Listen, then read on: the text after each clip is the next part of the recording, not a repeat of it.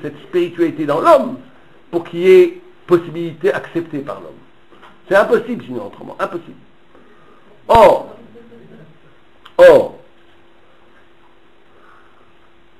donc quel est ce premier point de départ?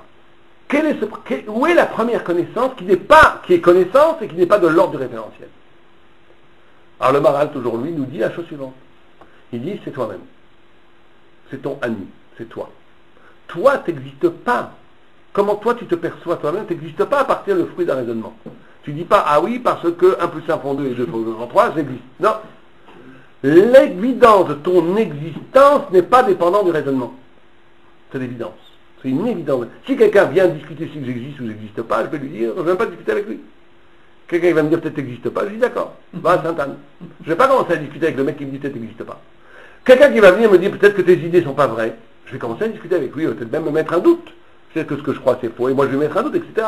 Sur les idées qu'on est arrivé avec le système du DAS, avec le système de l'intelligence, on peut toujours discuter. Toujours savoir si c'est vrai ou pas vrai. Mais si je te dis tu n'existes pas, ou prouve-moi que tu existes, je vais te dire, d'accord. D'accord, je vais te dire, pas de problème. Tu ne vas pas rentrer en relation avec quelqu'un comme ça, parce que ça n'existe. Parce que même s'il va te dire peut-être que tout est un rêve, etc., tu te dis d'accord, mais j'existe au moins au niveau de ce rêve.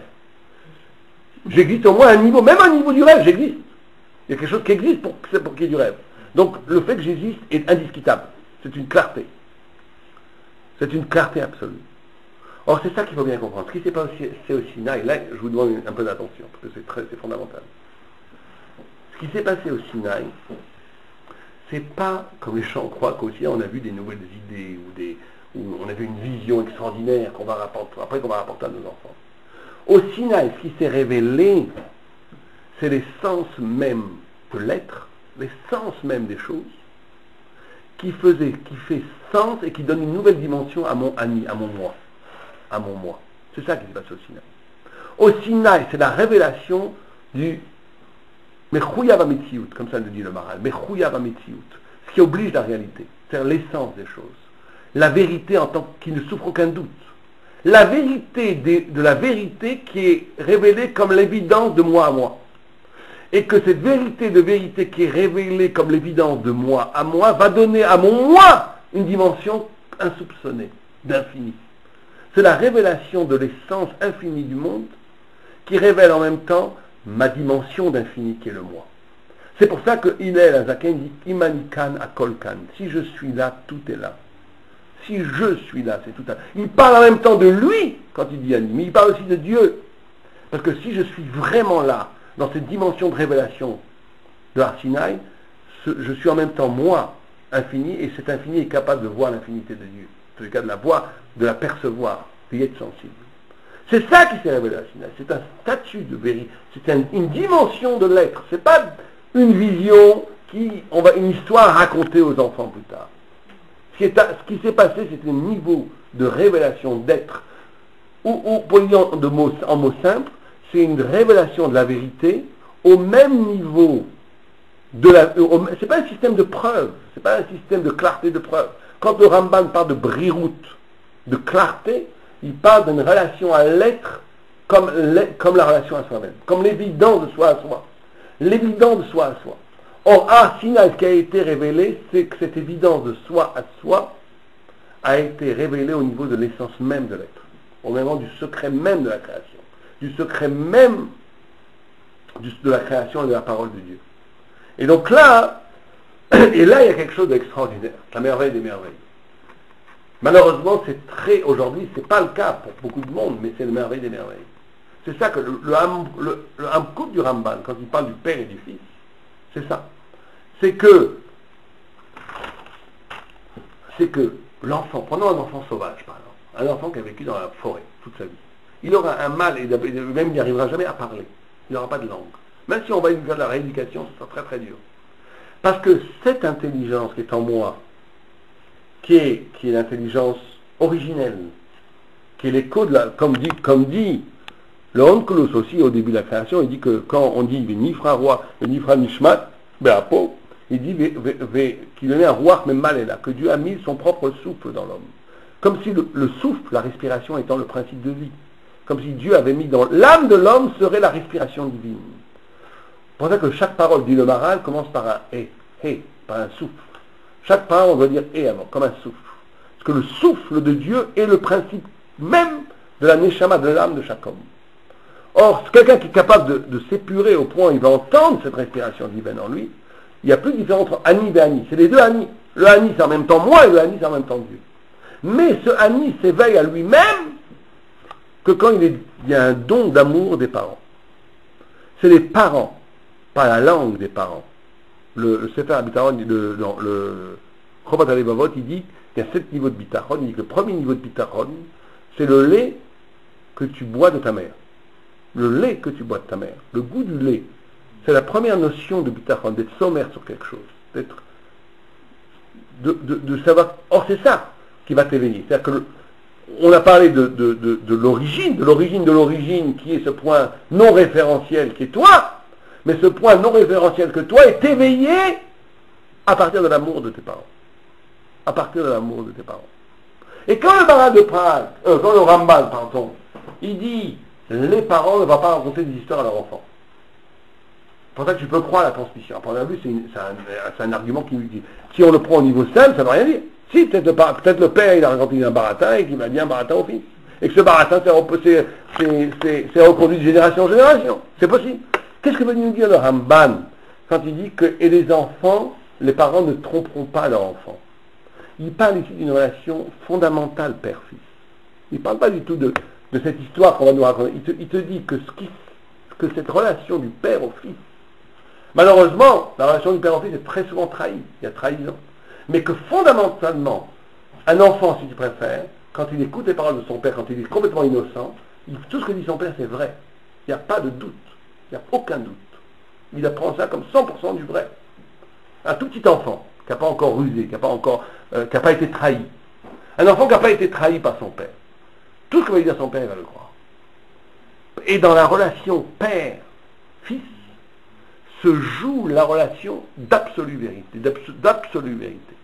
Or, c'est ça la notion de transmission. Quand on dit la notion de transmission, que ce soit le vrai père, ou malheureusement pour certains d'autres, un père d'adoption, ce serait un rabbi, c'est ce que vous voulez, chacun prendra son père d'adoption, ou le vrai père, qui est le Nechatrila, on va dire, c'est que dans la relation père-fils se joue la relation absolue de la vérité. C'est pour ça que des gens qui ont eu des pères un peu tordus, ils auront beaucoup de mal à avoir une vraie relation avec la vérité. Il faut faire un immense effort, un immense travail.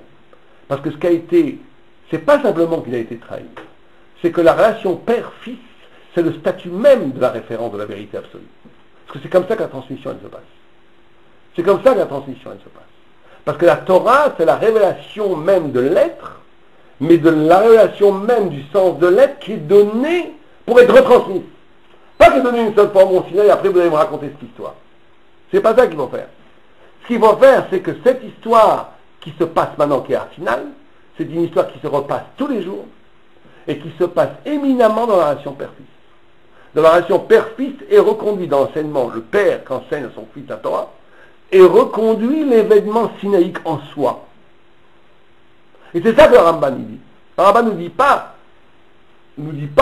il y a eu un événement à Sinaï et après c'est sûr que les parents ne vont pas tromper leur enfant. Il dit pas du tout ça. Il dit que cette transmission, si vous préférez, qui est inhérente à la Torah, parce que la Torah a été donnée pour être transmise, et comme on a dit que ce que Moïse a donné Yoshua, Moïse étant le père spirituel de Yoshua, il lui a pas simplement donné la Torah, il lui a donné le Har Sinaï lui-même, l'événement sinaïque lui-même.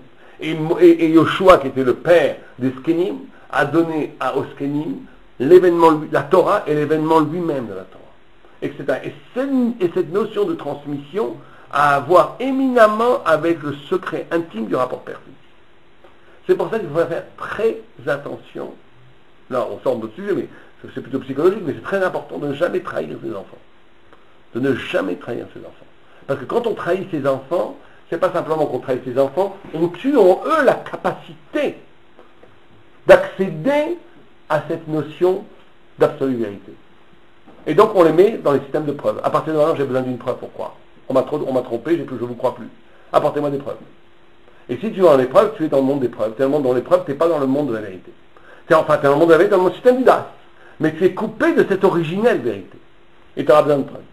Et donc pour notre travail à nous, Il y a tout un travail à faire d'être capable de reconnecter avec cette dimension de l'évidence qui est en amont de la preuve, qui rend en vérité la preuve possible, qui fait qu'il y a preuve possible. Oui.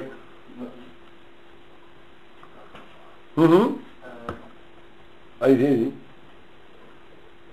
Lorsqu'un parent transmet quelque chose à son enfant, et que le parent transmet, et que l'enfant reçoit. Peut-être dans l'avenir, ça sera le même message. Aujourd'hui, ce n'est pas le cas dans le monde actuel, dans le monde réel. Ça signifie qu'à un moment donné, l'enfant va se transmettre. Et elle va dire, qu'est-ce que j'ai expérimenté dans mon enfance quand j'étais en contact.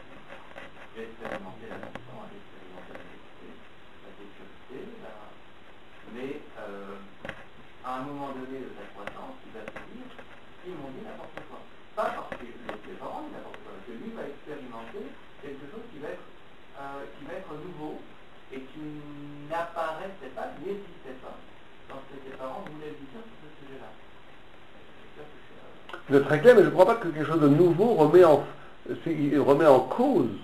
D'abord, quand on parle, encore une fois, on redit toujours ça dans nos cours, on parle à un niveau fondamental. Quand je dis on parle à un niveau fondamental, c'est pas grave si le père dit à son fils vraiment, c'est-à-dire qu'en d'autres termes, même si le père est archéologue, on va dire les choses bêtement, hein, même si le père n'est pas dans la Torah du tout, s'il a une vraie relation avec son fils, et je vais même dire les choses même plus loin, quelqu'un qui n'est pas du tout dans la Torah, et qui a une vraie relation avec son fils, et quelqu'un qui est dans la Torah et qui a une fausse relation avec son fils, le fils qui n'est pas dans la Torah aura un accès plus facile à l'essence de la Torah s'il fait tchouva que le gars qui était religieux et qui a eu un père qui était un baratique. C'était fondamentalement un rapport de trahison avec lui. C'est ça qu'il faut comprendre. On ne parle pas ici de dire, il lui dit la vérité, il lui dit la Torah. Je ne parle pas de ça. Je ne parle pas de ce qu'il dit. Je ne parle pas du tochen de ce qu'il dit. Bien sûr le summum, c'est de dire la vérité dans une relation de vérité. Mais je parle de la relation de vérité avec son enfant. La relation de vérité avec son enfant va fonder la possibilité d'avoir un accès à la vérité. Parce que, essentiellement, l'homme est construit comme ça. Il est construit de cette vérité originelle qui est en lui, qui s'éveille à partir de la vérité émise à son encontre par ses parents. D'ailleurs, la Gemara elle-même, elle dit une chose incroyable. Elle dit, il y a une marroquette là-bas, qu'est-ce que c'est l'arbre de la connaissance? Et une des vues dit, l'arbre de la connaissance, il y a plusieurs vues là-bas, c'est le blé. Et la Gemara elle dit, pourquoi le blé? Parce qu'elle dit, quand tu goûtes à du pain, l'enfant, c'est la première, c'est quand il goûte, c'est le choc du goût. Pourquoi c'est le blé? C'est toute une chose, pourquoi c'est le blé. Mais en tous les cas, quand tu goûtes au blé, tu vas dire, Abba. Il n'y a pas de façon plus extraordinaire de dire le secret même de l'origine de la connaissance. Quand je goûte du blé, l'enfant va dire Abba. Comme si Abba, la reconnaissance de l'origine, la reconnaissance de ce qui a fait que je suis, c'est le Aleph Bet Abba. C'est-à-dire c'est Aleph Bet Abba. Aleph Bet. Le Aleph Bet, le ABC, de l'intelligence et de savoir avec certitude d'où je viens. L'origine. L'origine, d'où vient l'origine. Et donc c'est lié. Maintenant, quand je parle de la transmission, je ne parle pas de la transmission de ce qu'ils m'ont dit. C'est aussi très important, mais je parle encore plus en amont que ça, plus fondamentalement que ça. C'est la vraie relation. C'est pour ça que c'est fondamental d'avoir une vraie relation avec ses enfants. Et c'est fondamental, si on n'en a pas eu avec ses parents, de créer avec, ou un père de substitution, ou ce que c'est pas un père de substitution, avec quelque chose, dans tous les cas, qui soit de l'ordre de l'absolue confiance. Parce que c'est ça qui va permettre à l'ouverture de la vraie émouna. Parce que sinon, quand quelqu'un qui a été fondamentalement trahi dira, moi je ne crois plus, il me faut des preuves. Or, il arrivera peut-être à croire, mais ça sera qu'à cause des preuves. Donc il sera dans une dimension de la croyance, qui sera dans une marée de preuves, qui est toujours inférieure à ce de quoi on parle. Mais revenons, pour finir, avec nos scorpions blancs, qui sont comme des ânes. Oui, allez-y. Une question, on n'a pas vu dans le cours précédent que la vérité est souvent au regard du mensonge. Que quoi?